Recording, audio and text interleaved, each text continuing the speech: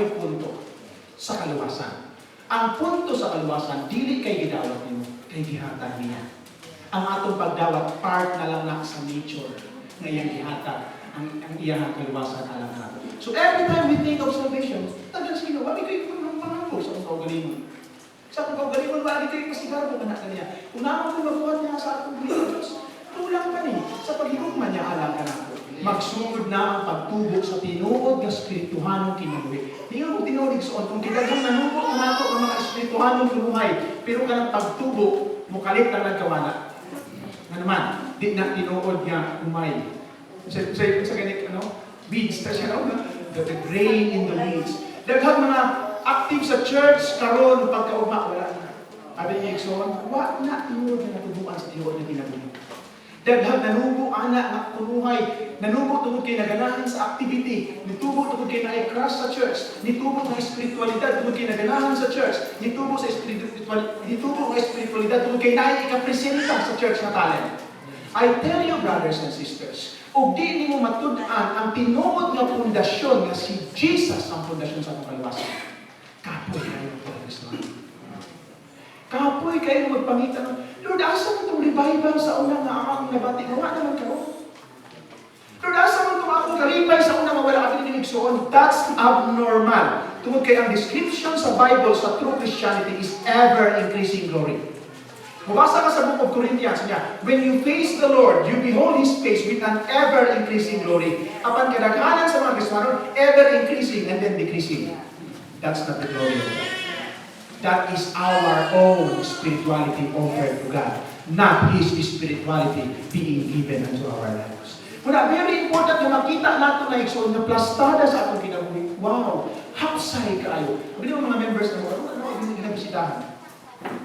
Kaya membro, masige bisitahan, wala na kayo igsoon. Ang luwag ka ron, no? Madasi ka ron, hindi mo bisitahan. Pag magbisita, magluwag na pala ka yan. Pag magluwag na bisitahan na ito. Hangtod igsoon, di ka na makaatipan mo. 20 ka membro. Mag-start na lang ka sa napulo ka membro. Kaya ka nang napulo ka mga membro ha. Huwag nakatubo kung sa obarhatag sa imong 20 ka membro. Why? Because we miss the foundational elements sa atong pagkakristuhan. The most basic and the most wonderful. Ang kaluwasan ng ginatagalan ka nato. Na libre na dapat maabrihan ang atong mga mata o makita nato ang kamatuuran kung unsani sa atong mga kinabuhi. Ato ang pagpapala nato ng Jesus. I think this is our fifth subject, which is about forgiveness. Ang controversial kini nga subject igsoon apan ato ning atubangon. Amen. Gikan sa atong fifth sa 8 ako tanan mag-share ini. Ako man gihatag ng mga materials sa mga disciples. Daghan na sila pilihan. Kagwa pa rin piliin. Di basta tabi ka wala na kay pero medyo lalong daw na mga pagtuluan pero walay lalong na igsoon if we are willing and open to accept God's grace sa atong mga kinabuhi. Are we enjoying God's word? Say praise the Lord. Pinapalapakan natin mo yung nagdito sa atong kanilang studio. Magkaya kong extra tubig na sa ulang kung ako hindi naman team na ganyan girl, hindi lang sa kilid siguro kay tulunin ko subject at mga tignawan ka ron. Now, let me ask you, kano sa nagsugod ang inyong relasyon sa Ginoo? When you accept Him as your personal Lord and Savior. That was the start of your relationship. Dili ko nagsimula. Another question. What can you do to make God love you more? Ha? Wow. Unsa inyong pwede mahimo aron mabawasan ang paghigugma sa Ginoo kaninyo? Wow, you are getting it right, brothers and sisters. Hallelujah. So karon, we will go about forgiveness.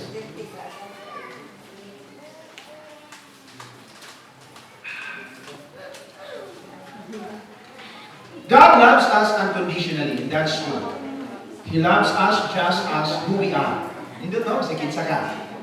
We do not need to prove anything to God so that He will love us.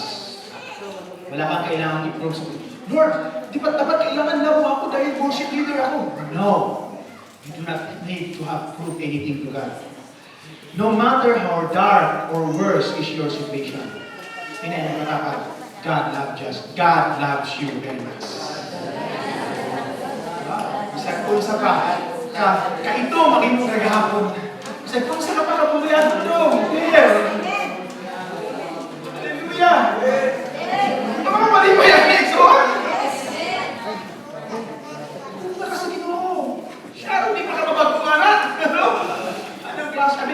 kung mga nanay mo, why lahi makapabukan sa inyong anak, inyong paghibukan? Dili ang inyong pagdisiplina. I tell you.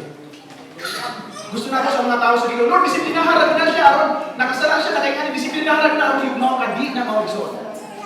Mahigugma lang ka sa imong anak. Mabutan lang imong anak kung adunay tinuod yung paghigugma na kayo. Mao ko na ginahimo sa Dios alang kanto.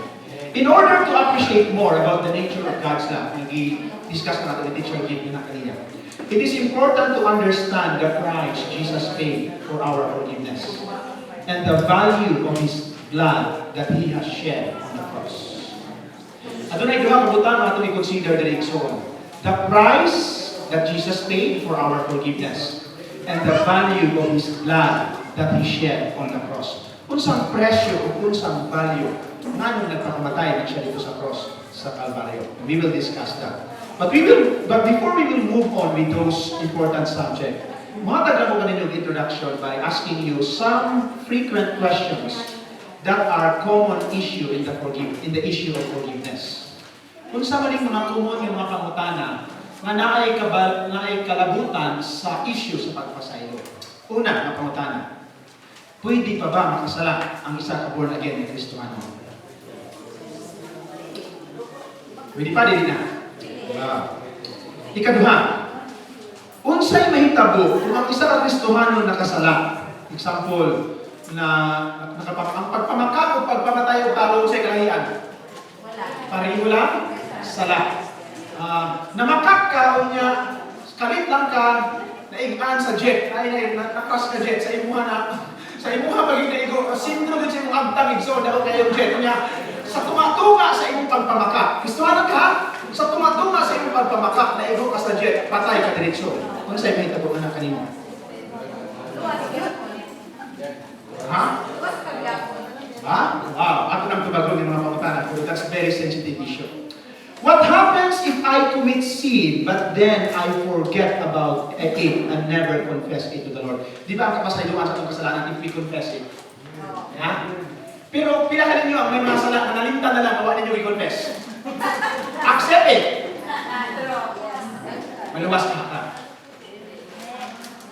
Well, those are common questions. These are not tubagon, brothers and sisters, because this is very important na adunay kalabutan sa pagpanabot nato sa kasiguruhan o sa kagawasan sa kaluwasan. And this is very important for us. Another question, aduna ba ay klase nga kasalanan nga dili kaya pasayloon sa Dios? Ha? Blasphemy.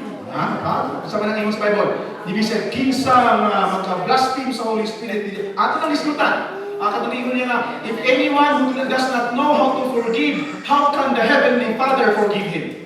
Alam mo, basig na mo yung mga sala, wala ka dili na mapasaylo sa atong tingin. Atong gihapon ang tubagon ng mga pangutana. Abi ninyo igsoon kini nga mga pangutana, simple lamang kini. But I tell you, if these questions remain unanswered, kung kining mga pangutanahan, di mo ni matubag og straightforward, makapalibog ka nato kini sa atong pagkakristohanon o kawato ang atong kasiguruhan na kita luwas na atubangan sa atong buhay na Diyos.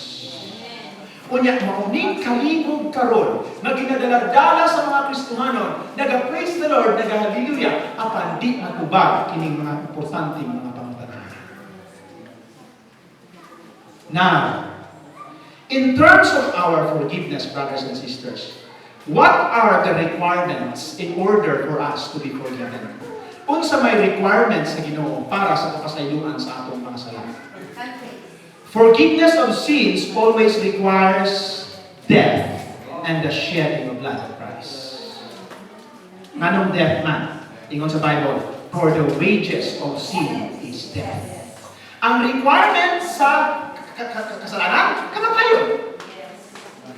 Ang kabayaran sa kasalanan, kamatayan. Wow. Nabayaran na ba mo na? Kinsay nagbayad? We will come to that. Another one.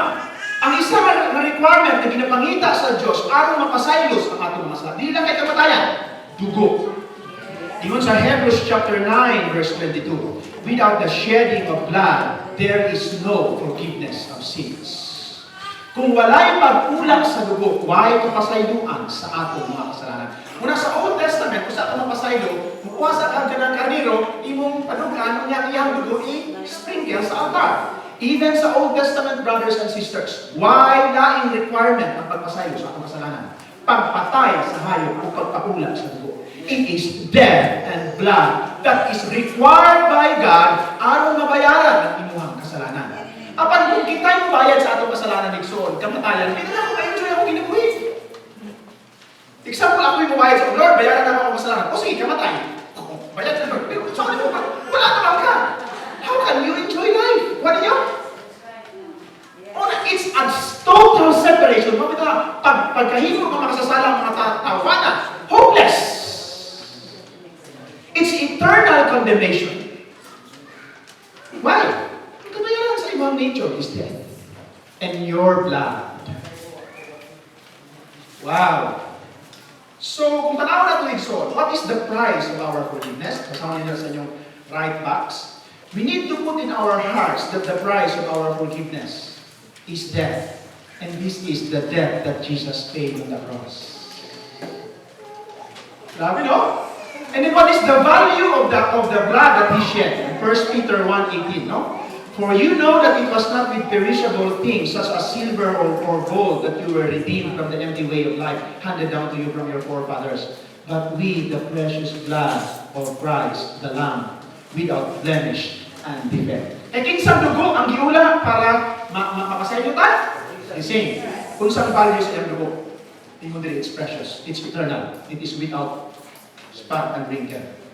So in order to understand the value and the quality of our forgiveness, brothers and sisters, atong sabton ang value sa Old Testament. Kung yun sa sila, pagpasaylo sa atong na Diyos. In the Old Testament, forgiveness is required through the death and the blood of the animals. So what is the value of the blood of the animal? Kung sa may bili, karon, kung mapalit ka dinuguan sa baboy, pila ang dugo sa baboy karon? Pag-accept mo, papalit na. 50 ang pinae. Ikaw pa lang ito, 50 mil, no? Mahal ka na, no? Mauna yung value sa atong kapasayloan igsoon. Mga bitaw, brothers and sisters, tungod kay ang values sa dugo sa hayop, temporal. Everybody say temporal. The quality, the value is temporal, it is earthly, it's limited. Everybody say limited. Ang 50,000, limited na, limited. No? So meaning to say, kung ang gibayad sa kasalanan sa imong sala, limited, kung saan value sa imong pagpasaylo? Limited.